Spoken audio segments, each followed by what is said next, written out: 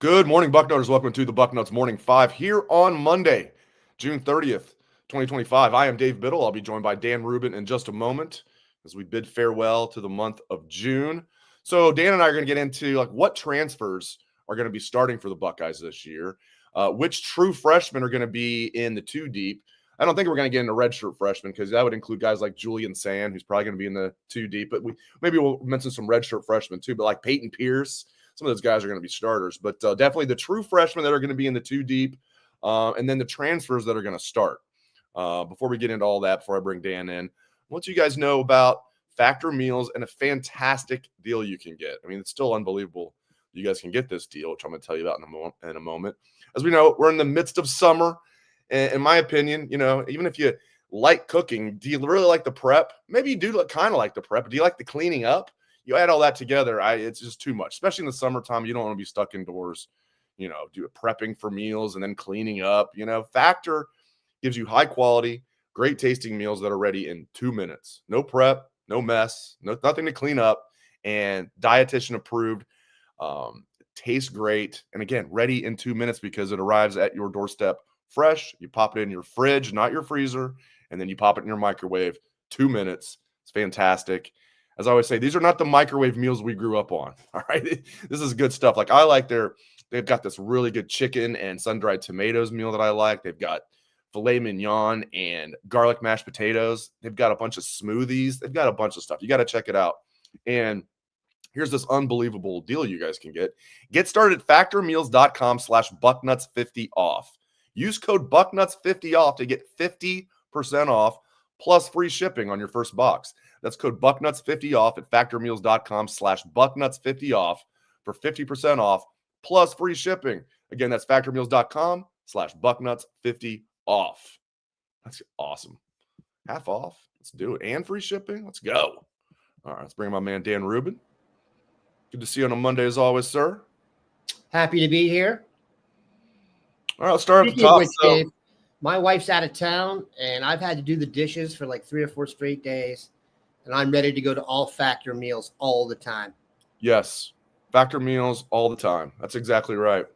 All right, let's start right at the top here, and we're going to get into other stuff other than what I mentioned at the top. I know people are worried about the NIL situation at Ohio State. My advice to you is remain basking. Just find the sunlight and bask because, everything's going to be okay. Ohio State has managed this well, and we're going to get into that a little bit too. I'm also going to try and have Brian Schottenstein on the show sometime next week to talk more about this stuff. All right, so transfers that are going to start this year. All right, you want to go first? Yeah, you want to go with, how about we break it down into categories like locks, we don't know, and then I guess you don't need a category after that. I think as I look at the roster, I got 2 locks. I do too. And it is left tackle Ethan Onianwa and tight end Max Clare. And I want to say something real quick. If you have not watched Max Clare highlights yet, you should go do that. I still can't believe he's on the team. I'm serious. Go watch him. He's a very good tight end. Very good. And he was by far the number 1 option for Purdue. So we digress there. I think Anian was, like we've said since the start, could end up being one of the better transfers they've gotten if he reaches his potential. The idea that you can just go pluck what we thought was maybe a second-round left tackle right off the top, very impressive. I don't think so. So let's go to in my opinion, the maybes, and I'll go in order of their maybe. I think the number 1 maybe right now, I would say, is Bo Atkinson. I'm not positive he will start. I could see Caden Curry coming off the bench as kind of like your 6-man rush energy guy, and I appreciate Doreen's sympathy for me having to do daily chores. It is a chore. So I think right now I would bet on Bo. If for no other reason, I think he's a little bit bigger. And one of the things you've heard about him, very good at setting the edge. So for your earlier rush downs, I think I might want to have a bigger dude in there. I would not be surprised surprised to see him slide inside and have Curry hop on his right in rush packages. So I think that's the next guy I would rank.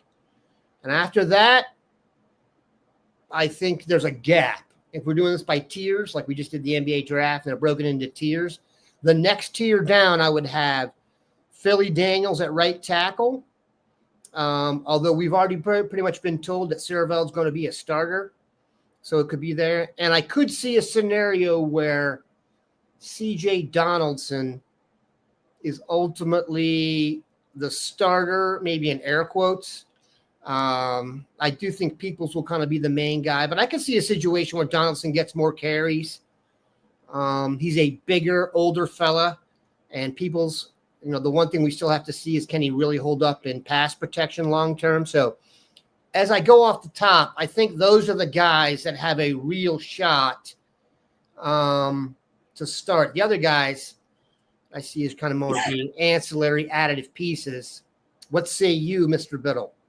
Well, I could go through my list, but I think what I'm going to do, I just recorded everything you said. I'm just going to repeat everything that you just said. Just seriously, it's a carbon copy of what you said. Ethan Onionwa definitely is going to be the starting left tackle. I think that was the most important get clearly in the portal. I'm not saying he's going to be better than Max Clare, better than Bo Atkinson, but of the main guys they got, Onionwa was the most important because of the importance of left tackle. And it really fills out that offensive line because I agree.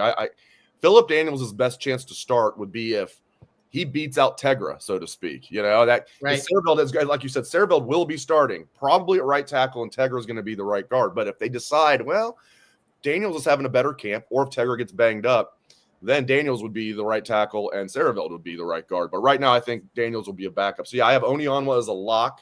I have Max Clare as a lock with a caveat: lock when they are in 12 personnel. Because I can see them going out there and using Kazmarek as a starter, but sure. Max Clare is definitely going to be a starter. And probably if they're in 11 personnel, he'll be out there as a starter. If they just have one tight end. At 12 personnel, he's going to be out there a lot. This is the best tight end room I've seen at Ohio State, Dan. I'm not saying any of these guys are John Frank or Ricky Dudley or anything like that, but I'm not saying they're the best tight end ever I've seen at Ohio State. That would be John Frank. But collectively as a unit, I almost can't believe it. Max Clare was a luxury item. Despite losing G. Scott Jr., I liked the tight end room coming back with Kazmarek, Jelani Thurman. Bennett Christian played a decent amount on the national championship team. The young freshman they brought in, Roberts, looked good. I'm like, all right, with those guys, they're good, right? And then they bring in Max Clare. It's just awesome. So, yeah, I have him as a lock. Bo Atkinson, I'm with you. I think he'll start, but he's more in the maybe category here. I'm just parroting everything you said. Logan George will play a lot. I have him not as a starter, but certainly one of the top backups. And it won't shock me if he starts. I also think Patricia's going to mix things up a little bit more. So that'll give more guys a chance game to game. He's not just going to start the same 11 guys every week. CJ Donaldson, I think, will be the top backup to James Peoples, but he's one play away from being a starter. And I think I went through everybody there. Did I miss anybody that I need to? I don't think. Who else do I even need to mention here? I think the quarterback that they got from Houston Christian will start. Yeah. So I think that's it. Who am I forgetting? Am I forgetting anybody? I mean, you could make an argument for the kicker if Jaden Fielding struggles. Oh, yeah. Corville, but that's kind of, let's just see. I'm with you on that, man, because last time we got a kicker out of Centerville, it worked out pretty well. It did. Mr. Mike Nugent. My college roommate may or may not live on the same street now as Mike Nugent, and my guy lives there's a waterfall. I mean, Nugent was a second-round pick and then stayed in the league, which wasn't a good decision by the Jets as much as I love Nugent. But then ended up having a long career, including many years with the Bengals. It's not like he was a great NFL kicker, but he was good, and he made a lot of money, and now he has waterfalls at his mansion. It's like when I cover the Memorial. I don't cover the Memorial Tournament. When I go out there, I do a show out there every year on the final day, and it's cool going to Muirfield Village. But when I'm driving out of there, I'm not even talking about the gated community that's right on the golf course. Even just outside of that, I'm driving back to, trying to get on the highway. I'm thinking, what have I done with my life? You see all these just gorgeous houses that you're driving by. I should have been. Nuge. Oh, man. I don't know this to be a case, but if proximity was his choice, the Nuge would be a member at Scioto. Yeah, it's obviously Muirfield is like the best of the best, but Scioto is like the historically the best. Upper Arlington and some of the names that have played there is just unbelievable. Yeah. And their membership right now to this Several day. decent real estate listings around there. If you have, Yes. if you just signed a free agent contract with the Cavs and you want to commute, you can probably afford it.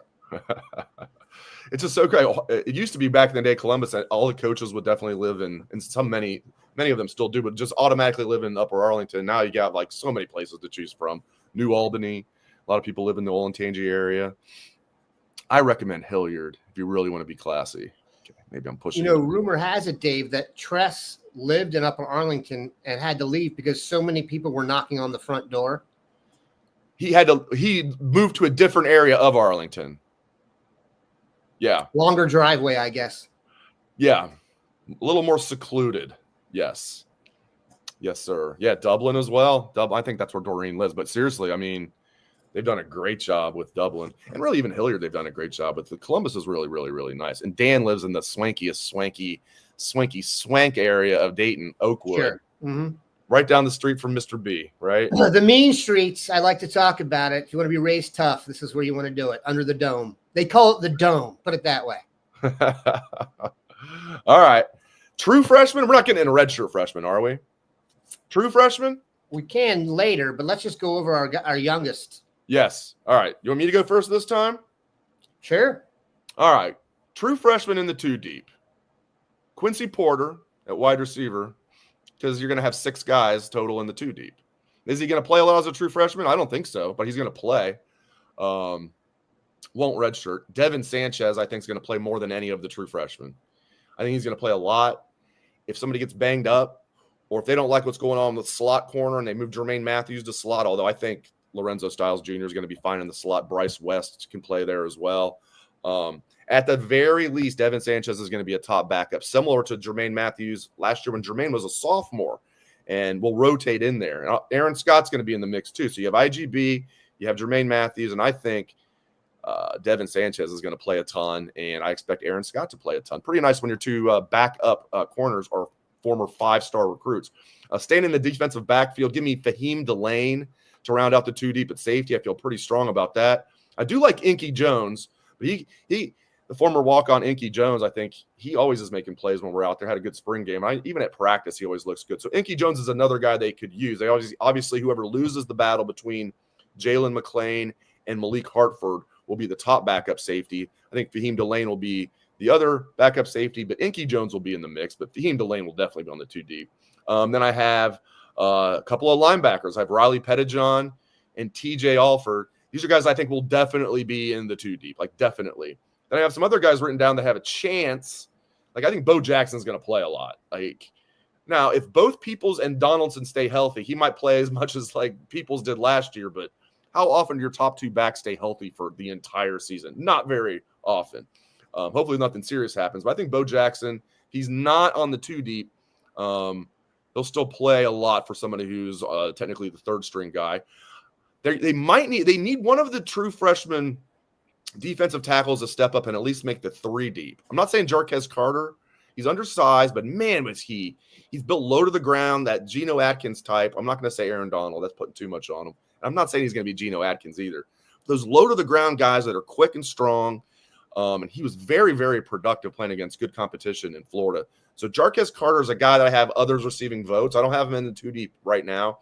Another guy jotted down is Carter Lowe, offensive lineman. I'm sure I'm leaving guys out. I did this off the top of my head, but those are my true freshmen. They're going to definitely be on the 2 deep, and some other guys are on the outside looking in. I think we're having like deja vu all over again here because those are my guys. But I want to say this before we go any further. I think we both did this based on the assumption that everyone stays healthy because you can't predict injuries. So this could change, obviously, if unfortunately there's a rash of injuries and they got to move guys up. But I think what we're saying here is provided this goes down the way it is. I agree with everything you said. But here's what I started thinking about. When you look at the starting defense, I could make a really strong argument that long term, we are better at corner and nickel as reserve than we are as starter right now. And then the question becomes to me, do we want to try and get our best players on the field at all times? And I go to this.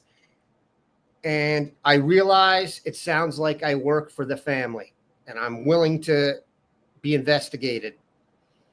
But I want to see Devin Sanchez get some snaps in the slot because I want to get my best players on the field.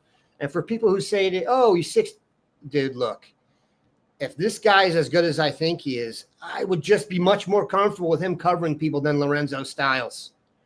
A converted wide receiver and great kid, great family, tough kid, stuck it out. I just can't believe he's better at covering people than Devin Sanchez. So maybe he is. But in the same way, like at the time, we thought moving Sean Wade inside was just a temporary thing, and it turned out he's a much better slot corner than outside corner. I would make an argument, and I keep saying that's my cliche of the day. You know, when he speared, air quotes, Trevor Lawrence and went out, it changed the defense. When you have a tremendous slot corner, that is one of the hidden luxuries of modern football, in my opinion, because of the versatility. Now, keep in mind, we also have at safety probably the best guy to cover tight ends on planet Earth. I'm not even exaggerating. So I would at least want to see it. For example, some teams have gone to an approach where they put that big mobile guy in the slot. The slot's no longer always who was that guy that leads the all-time leading receiver in receptions here? Emeka? No. Emeka is now. Who'd he beat? Oh, Hill? KJ Hill. KJ Hill? Yeah, KJ. That was like your classic slot receiver. Maybe Bobby Ingram types, like a little great hands, tough guy inside, maybe not the burner who can take the top off the defense. You move him to the slot. Well, as we always see, the NFL has a trickle down. We're doing trickle up and stuff, but I'll give you an example because everyone loves Cowboys. They play CeeDee Lamb in the slot because you draw the nickel corner a lot and you get the middle of the field. I would like to have Devin on the field as much as possible. And I think I would not be surprised by the end of the season in clutch situation is if the safeties are Delane and Downs. I'm a DC guy. I've been hearing about Fahim Delane for years. And what you hear is like, he's got like that innate football IQ. He just knows where to be. Who else sounds like that? I'm not saying he's Caleb Downs, but I've heard that, and I've heard it for a while. He played at Good Counsel, which is it's as high as high school football levels you can get. Go look at their schedule. Same, Stephon Diggs High, if you want to check it out. So that's a guy I have serious hopes for. And here's my other question. When they go to 3 linebackers, who are they? Doreen's scooping me here. Well, Doreen, I said Pettijohn, didn't I? No, but I'm going to go a step further. I could see him being the other linebacker on the field. Are you going to play Arvell at his natural position? You're going to play Sonny at his natural position? Or are you going to play Pierce? Because Arvell is a middle linebacker now. He's Laurinaitis made no bones about this. He said Laurinaitis was crystal clear. He's like, our top 3 linebackers are set. He loves Peyton Pierce, Sonny Styles, Arvell Reese, Peyton Pierce. Those are his top 3 linebackers. He's like, we're going to find out who number 4 is. I think number 4 is going to be Riley Pettijohn, and number 5 is going to be TJ Alford. So those guys are going to play a lot. One guy I forgot to mention, because I did this off the top of my head, I meant to write him down. I think he'll be in the 2 deep. If not, he's at least on the others receiving votes because they have pretty good depth at DN now. Getting the 2 transfers, moving CJ Hicks down there.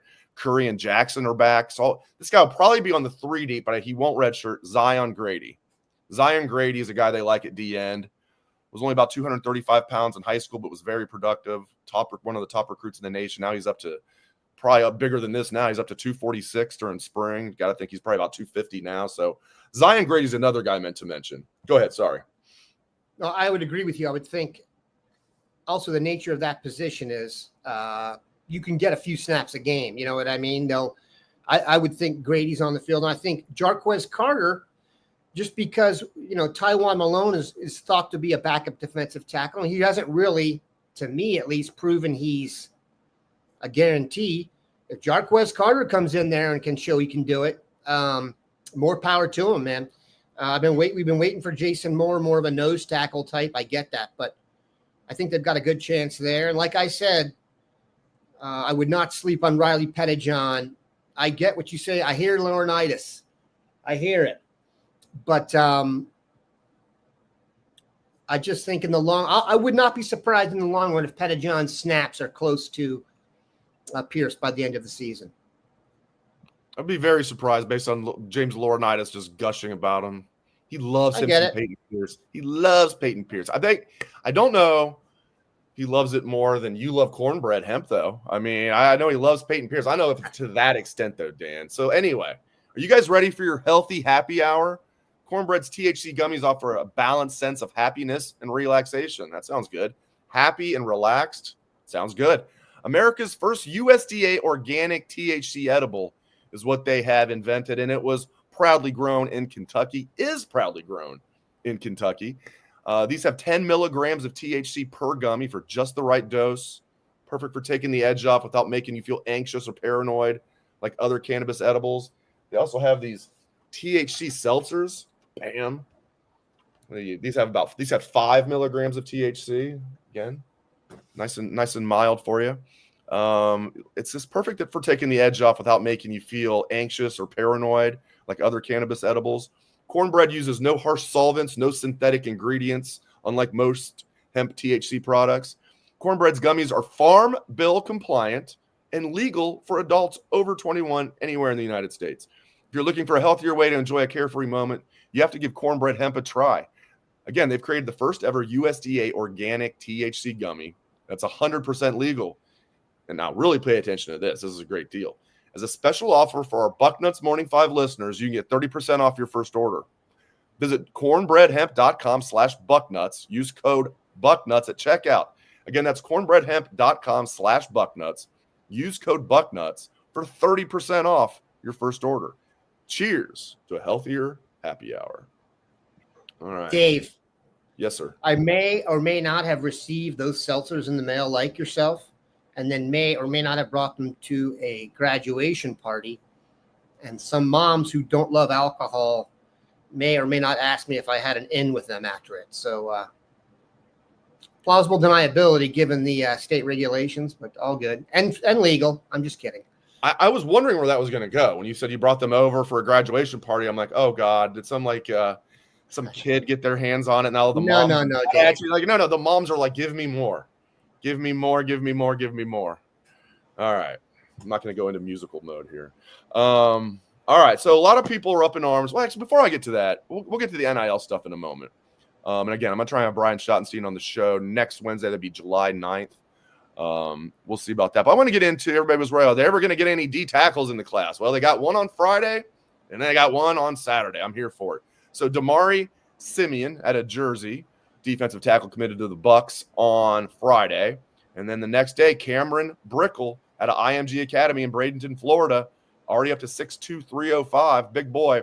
Then he committed. So now they got 2 D tackles in the class. I'm convinced, man, they're going to get Perez from Glenville to flip.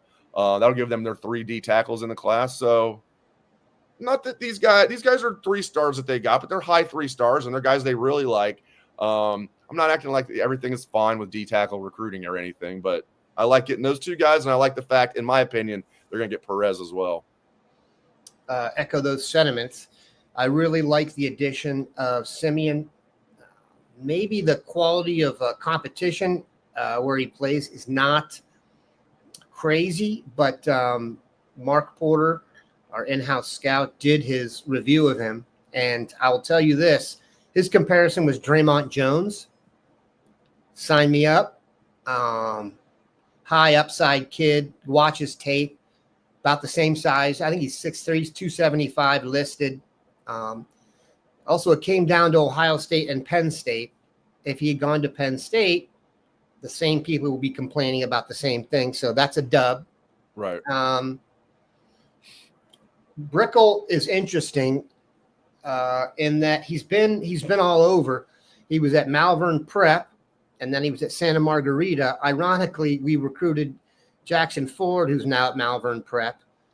And then he was at Santa Margarita, which means had he stayed at Santa Margarita and not transferred to IMG, he would have opened the coming season against Huntington Beach, quarterback by Brady Edmonds. But that won't happen now because he's at IMG. Kind of your classic 3 technique. I think they list him at 6'3", 6'2", 305. Big on being the 3 technique. He did not want to line up on the nose tackle if you read his recruitment. So that was a good one there. And he'll come in battle tested. I'm high on both these guys. And I get how people are concerned. I will say this, defensive tackle, much like the NFL, much more of a gamble than some other spots because you're going for kids who are 17, 18 years old and already very big. And that can go one of 2 ways at times. Not everybody is like Jameer Perez and carries their weight the way he does, where he's like if it's possible, a svelte 330 right now. And I agree that they will get him. So I am not, look, and I'll say this, and I realize I am the publisher of Bucknuts sitting in front of a picture of Urban Meyer, but I don't understand the calamity. It's almost like we go through this every single year with people freaking out about recruiting, and then the recruiting class comes out and we're really good, and then any hole we fill in the transfer portal, and we were able to develop guys, and then the draft, we have like 14 guys picked, and then a major coach will retire, and the first place they go is here, and everything works out. So I think everyone needs to chill. Sean Duffy kind of doubling down on his own personal stuff. If you're going to how many people do we have going to Michigan podcasts? We were getting some USC people last week. So I would say try and strike while the iron is hot. But you're going back to the dark ages. Everybody knows it. And so be it, Dave. Yeah, I mean, I'm not worried about it. Why? Still basking. I mean, come on. Come on, guys. The defending national champions, like Dan said, they have the number 5 recruiting class in the nation. This isn't even first world problems. This isn't not a problem. Now, that being said, it does feel like to an extent Ohio State is kind of playing by the rules here, where some others are not, in my opinion. And I don't understand why Ohio State thinks they need to play by the rules. That being said, I like Ohio State's stance is we'll get in a bidding war for a high school recruit if it's like J.J. Smith, Edric Houston. We're not going to get in a bidding war for some random 4-star that we're not even sold at. We want him. We're not going to get in a bidding war for this kid. He's not proven. Are we going to get in a bidding war to retain J.J. Smith after we have him for a year? Yeah, we're going to do whatever it takes to retain him. We're going to make sure we retain Caleb Downs, pay him what he needs to be paid. Yes. The guys that got to come back last year, they paid all of them, made all of them happy. So I like Ohio State's strategy here. They know for sure you've already proven yourself as a college player. You're going to get paid. Very few high school guys are going to get treated like they're absolute locks to be stars because they're not locks to be stars. I don't care what your star rating is. So I'm not worried about it. That being said, I understand the fans that are like, why are we playing by the rules? And it seems like nobody else is. Well, I get both sides. Yeah, I don't even know if I get that that's happening on some level, but I want to bring up a couple comments. Yeah, here. Go for it. I just wanted to see when Mrs. Sanchez agrees with me. Alex Miller, and Alex, I appreciate you being here, dude, but we don't agree because the D-line hasn't looked like it did in the playoffs in a couple of seasons. That doesn't make any sense. They did look like that in the playoffs. We won the title. So you can't just say, hey, by the way, that 4-game stretch, the most difficult in the history of college football that we just did, that was eventually carried by the D-line. Not talking about that. I'm talking about the other 40 less important games that came before that. I'm out on that. And this one, this is like a 3-1 fastball to me. Oh, sorry. Because I go over this one all the time. Sorry. Hold on a sec. Please give me a chance, Dave. Don't. Oh, sorry. This one. I keep forgetting. This one. Larry Johnson's age is being recruited against hard, though. How much longer does he have? We started the Bucknuts. Good God, that's getting clipped. Bucknuts Morning 5, Dave, how long ago? Before Larry got here. It was, When yeah, Larry got here. It was 2013. We had Front Row Radio before that. We didn't even call it a podcast. By 2013, we knew what a podcast was, so we turned Front Row Radio into Bucknuts Morning 5 in 2013. Yep. When Larry started here, over a decade ago, right. This was the argument being made at the same time. Larry's so old, how is he going to last? Every single team that did that, the guy that said that is no longer in that job, and Larry still is. So, I don't get that one. Now, could this be Larry's last year? Is he getting up there, and could he want to go, play golf or sit on a beach or hang out with his grandchildren? Sure. And are there people on the list that we probably know who would be in the mix to be retained or brought back? Sure. But we can't use the age argument that's been used against him every time. One of them used to be from Alabama, and their head coach is already retired because of age, okay? Other guys have moved on, and like I said, when the money was down, when it was the most important plays, the defensive line helped you win a national championship. What more are you asking for? They're not going. This is not Premier League soccer. We are not getting promoted to the AFC East, okay? The top of the board is winning the national championship. It's like I said to you, for a Michigan fan. One Michigan fan actually asked me recently to live in the present. And I said, I'm virtually certain the most recent college football game was the national championship game. So I don't get it. I don't. This is just the proof that this is just how it's going to be. Now, I get it, and we love the Nutters. This angst and this drive for the greatness is what means Dave gets to take so many vacations every year. I get that, but come on, man. People have to chill a little bit and give these. When is the benefit of the doubt given out? And if those of you say JT and Jack were top level 5 stars, sure. Go read the responses about them being questioned over the last 2 years. People weren't talking about it like that. People wanted to try and replace them. So look, is it possible the bottom drops out? Sure. It's not very likely, dude. We're the only program that hasn't had a dip. Okay? People need to give these guys the benefit of the doubt. They really do. I mean, I get that this is all based on the 4-game losing streak angst. I get it. Let's just come on, man. If you're this worried about this, and I get it, there is no content out there outside of this stuff. It is the dog days of summer, and this is when we start trying to get stuff rolling. But I just don't agree with the people who say the sky is falling. I just don't agree. I don't understand. I don't see where the proof is. You don't have like USC. That stuff's not going to work, man. We've seen this. Also, consider this. Here's one thing that we haven't discussed and I think is taking place. The market for NIL is spiking tremendously. Would you agree? That means you can't be bringing in guys that make more money than guys who are already on the team. You cannot do that at Ohio State.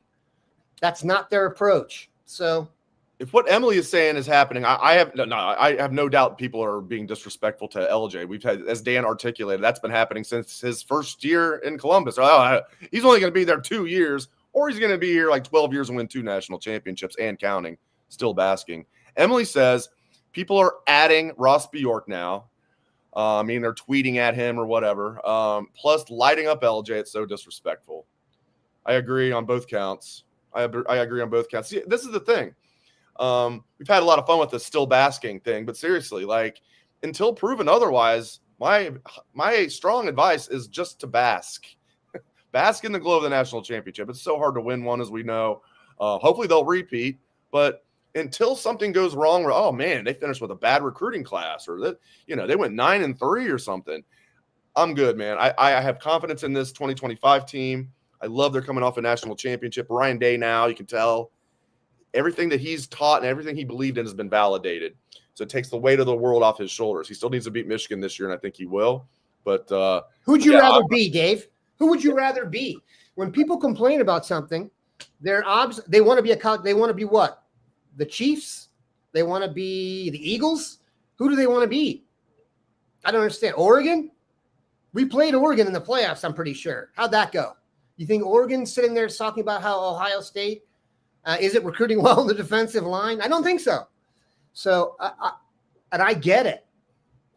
If this all goes to hell in a handbasket, as I just cliche it up, I don't understand what people want. I get the complaining, and we probably contribute it with hyping up these guys as much as we do. But I just find it really hard to get super upset about this. And I want to make it clear here, like about this. You cannot pay people more who haven't done anything than people who are new. Now, Dave made a great point. I watched something over the weekend, a clip of Jeremiah Smith being interviewed by Brandon Marshall. And he said something about their bank, and they showed each other, not the camera, their bank accounts. And Brandon Marshall started laughing and said, Jeremiah Smith has more money than me. Brandon Marshall played in the NFL for about a decade and seems to be gainfully employed now. And then he said, and I know, Jeremiah, that's only one account. So, come on, man. You can pay Jeremiah Smith. You can pay Caleb Downs. These are guys who are going to be, by the way, I'll bet you Jeremiah Smith ends up donating more money back to Ohio State than he makes. Same with Caleb Downs. You're talking about two of the best football players literally on planet Earth. For their age, they may be the two best. What are they, 19 and 20? Are they the best 19 and 20-year-old football players walking the earth? Yes. Chill. I would say chill. And if it goes downhill and they get whacked by Texas, all that stuff, I get it. But I got to see that to get fired up about it. Great stuff from Dan Rubin. Big audience here. We appreciate that very much. Thanks to Dan. Thanks to all of you. Hope everyone has a great rest of your day. Go Bucks. Still basking. Specialist.